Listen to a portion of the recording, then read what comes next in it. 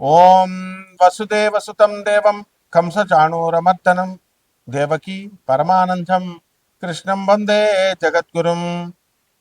శ్రీకృష్ణం వందే జగద్గురుం. శ్రీ రాధాకృష్ణాభ్యాం నమ. అర్జునం వందే జగదేకవీరం. మన గురుదేవులైనటువంటి గోపాలరెడ్డి గారు, అలాగే వేణు గారు, మరి మీకు వారు అందరూ కూడా పొదరిల్లు, గుడిగంటలు, అలాగే ప్రస్తుతం తీస్తున్నటువంటి మళ్ళీ సీరియల్లో మీకు అందరికీ కూడా సుపరిచితులే.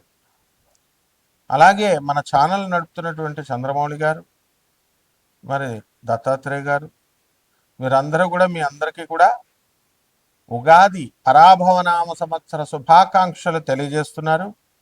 మరి వారందరికీ కూడా వారందరి తరపున, మరి నా తరపున మీ అందరికీ కూడా ఉగాది శుభాకాంక్షలు తెలియజేస్తూ, నరఘోష అనేటటువంటిది ఎంతవరకు మన జీవితాల్లో ప్రభావితం చేస్తుంది అనేటటువంటిది మనం చూద్దాం. ఒక ఫిజిక్స్లో మరి ఒక ప్రొఫెసర్గా మనం నరఘోషలు, ఈ యొక్క నరదిష్టులు, చేతబళ్ళు అనేటటువంటి వాటిని మనం ప్రోత్సహించాం. అయినప్పటికీ కూడా ఆధ్యాత్మికంగా, అలాగే పురాణాల్లో, మరి రామాయణంలో ముఖ్యంగా వీటి యొక్క ప్రస్తావన ఉంది. మైరావణుడు, ఈ యొక్క రావణాసురుడి యొక్క సోదరుడు, రామలక్ష్మణులు ఇద్దరిని తీసుకుపోయి పాతాళ లోకంలో చిన్న బొమ్మలుగా చేసి మరి వాళ్ళని బంధించి వాళ్ళిద్దరినీ కూడా పాతాళ లోకంలో నిర్బంధిస్తాడు. తర్వాత ఆంజనేయ స్వామి వారు వెళ్ళి మైరావణుని వధించి తన కొడుకైనటువంటి మకరధ్వజుడి సహాయంతో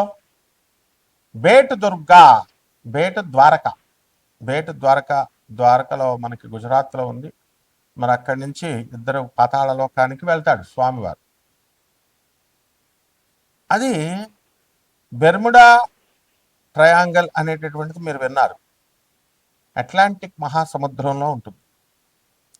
ఫ్లోరిడా, తర్వాత ఈ యొక్క బెర్ముడా అనేటటువంటి ఈ యొక్క అట్లాంటిక్ మహాసముద్రంలో ఆ దేశాల మధ్యలో అత్యంత గురుత్వాకర్షణ శక్తి ఉన్నటువంటి ప్రాంతం అది. అక్కడికి ఏ ఓడలైతే వెళ్తాయో మరి వార్షిప్స్ అవన్నీ కూడా అదృశ్యమైపోతాయి. ఈ విధంగా జరుగుతున్నటువంటిది ఈ 20th సెంచరీలో కూడా మనకి ఏమిటిది అని చెప్పి దీనిపైన ఇండియన్ గవర్నమెంట్ ఒక కమిషన్ వేస్తుంది. ఇదేమిటో ఒక ఆశ్చర్యకరమైనటువంటి సంఘటన. వెళ్ళిన షిప్పులు మాయమైపోతున్నాయి. అసలు దాని గురించి మళ్ళీ పరిశోధన చేయడానికి వెళ్ళిన షిప్ కూడా తిరిగి రాలేదు.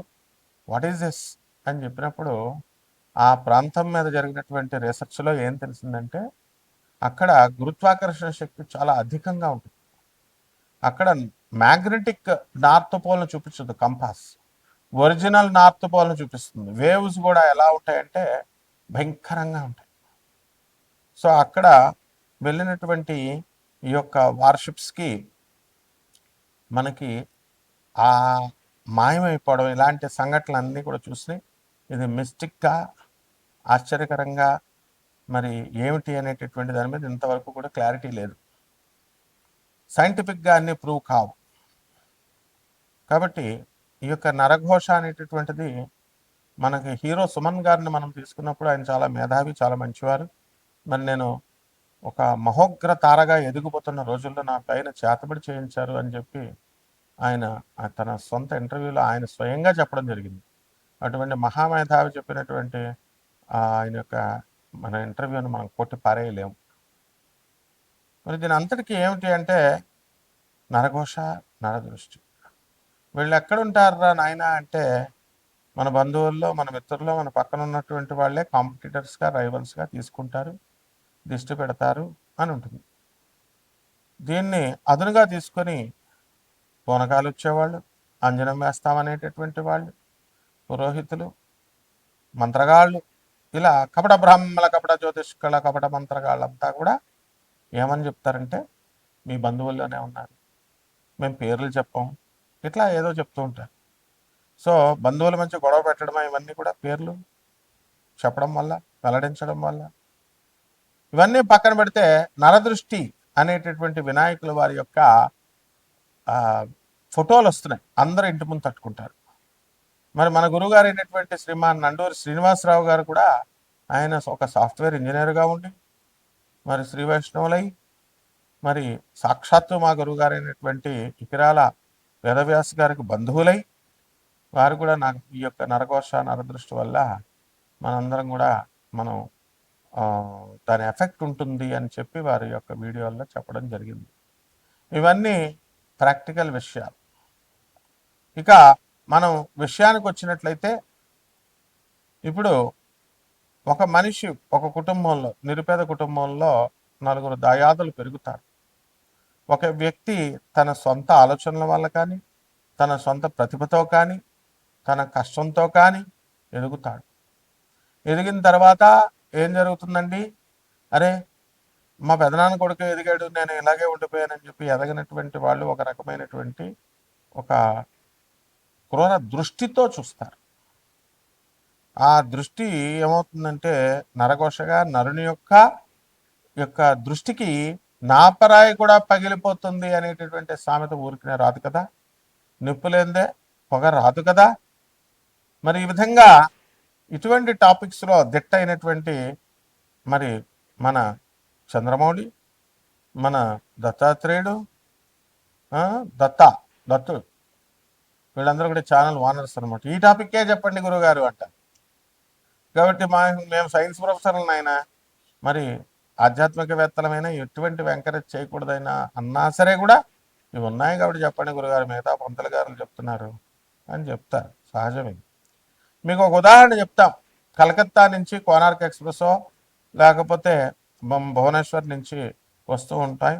మేము అస్తమానం కలకత్తా మా గురుదేవులైనటువంటి ప్రభాత్ రంజన్ సర్కార్ గారి యొక్క హెడ్ క్వార్టర్స్ ఆనంద్ మార్గ్ ఆశ్రమం ఇంటర్నేషనల్ కోఆర్డినేటర్ నేను, అలాగే రిప్రజెంటేటివ్ గురువుని నేను. మరి వస్తున్నప్పుడు మా గురుగారి దగ్గర పసి వయసు నుంచి మేము పెరిగాం. అక్కడి నుంచి వస్తున్నప్పుడు ఒక సంఘటన నేను అబ్జర్వ్ చేశాను. కలకత్తా నుంచి హైదరాబాద్ రావడానికి 36 గంటలు పడుతుంది. మకర రాశి వాళ్ళు అంతే ఏంటో తెలుసా అండి, అద్భుతమైనటువంటి వాడు, మంత్రగాడు.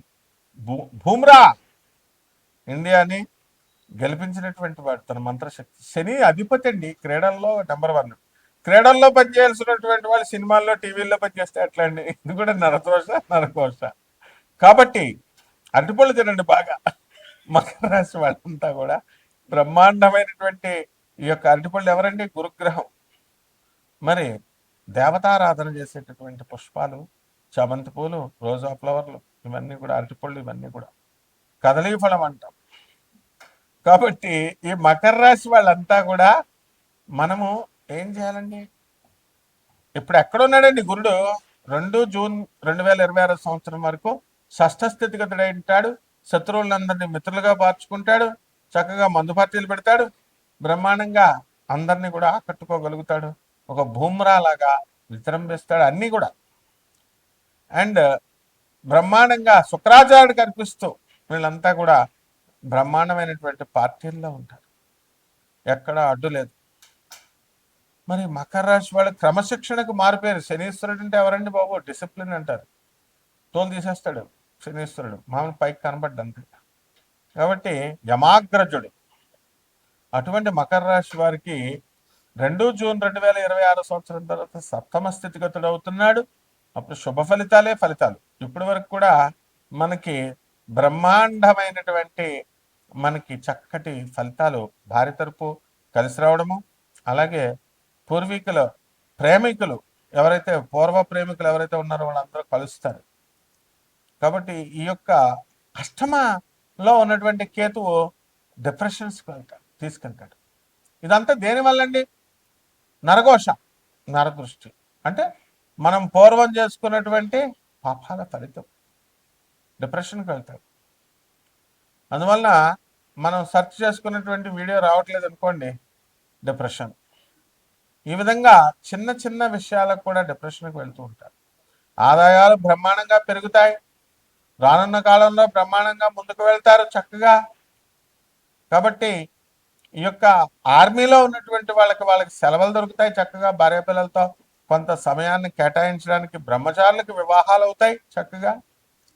అదేవిధంగా ఈ మకర రాశి వాళ్ళందరూ కూడా భార్య మీద కోపంతో విడాకులకు వెళ్ళిపోయారండి వీళ్ళు కొంతమంది. మామగారి మీద కోపంతో భార్యల మీద అలా ఆస్తుల వ్యవహారాలు అవన్నీ కూడా కొంతమందికి మీ వ్యక్తిగత చార్ట్లను చూపించాలి. భార్యాభర్తలు వేరే వేరే రాష్ట్రాల్లో ఉద్యోగాలు చేస్తున్నటువంటి వాళ్ళకి చక్కగా ఒకే ఊరికి ట్రాన్స్ఫర్లు రావడం బ్రహ్మాండంగా ఉంది. కాబట్టి మకర రాశి వాళ్ళందరూ కూడా చక్కగా శనీశ్వరుడికి అధిపతులు, వాళ్ళే శనులు అంటే జ్ఞానానికి ప్రతీకలు, ధైర్యం, సాహసం, ఔదార్యం వీళ్ళందరికీ కూడా ప్రతీకలు. అటువంటి మకర రాశి వాళ్ళకి మంచి శుభ సమయాలు వస్తున్నాయి. Wait for up to 5th December 2026 వరకు వెయిట్ చేయాల్సిందే. అప్పుడు దాకా యోగులే వీళ్ళంతా కూడా, ఋషులే. కాబట్టి ఎక్కడున్నా సరే ఒంటరిగా మరి ఆరాధన చేసుకుంటూ మరి దైవారాధన చేసుకుంటూ ఉంటారు. దైవారాధన లేనటువంటి వాళ్ళు మనకి మందారాధన చేసుకుంటూ ఉంటారు ఫ్రెండ్స్తో వీళ్ళతో. ఇదంతా నరకోశ ఎఫెక్టే. కాబట్టి జాగ్రత్తగా చేసుకుంటే దైవారాధనలో నిమగ్నం అవుతూ ఉంటారు. పరిహారాలు వచ్చేసరికి మకర రాశి వారు కేతువుని జాగ్రత్తగా చూసుకోవాలి. Very dangerous planet. ఎప్పుడు కూడా ఈ మకర రాశి వాళ్ళు 5 డిసెంబర్ 2026 వరకు కూడా ఖాళీగా ఉండకూడదు, ఒంటరిగా ఉండకూడదు. ఎప్పుడు ఫ్రెండ్స్తో పార్టీలు చేసుకుంటూ ఉండాలి. కాబట్టి చక్కగా కేతు జపం చేసుకోండి, కేతు స్తోత్రాలు చదవండి. కేతువుకి కిలోంపావు ఉలవల్ని, ఆవుపేట రంగు ఉన్నటువంటి వస్త్రాలను కానీ మల్టీ కలర్డ్ వస్త్రాలను ఇచ్చి పేద బ్రాహ్మణులకి సోమవారం నాడు ఉదయం 7 గంటలకు దానం చేసుకోండి. అలాగే గణపతికి చక్కగా గరికి గడ్డితో ఓం గణేశాయ నమః అంటూ చేసుకుంటూ లడ్డూలు కానీ కుడుములు కానీ మీరు దానం చేసుకోవడం ద్వారా, నైవేద్యం పెట్టుకోవడం ద్వారా బ్రహ్మాండంగా ఉంటుంది. శుభమస్తు.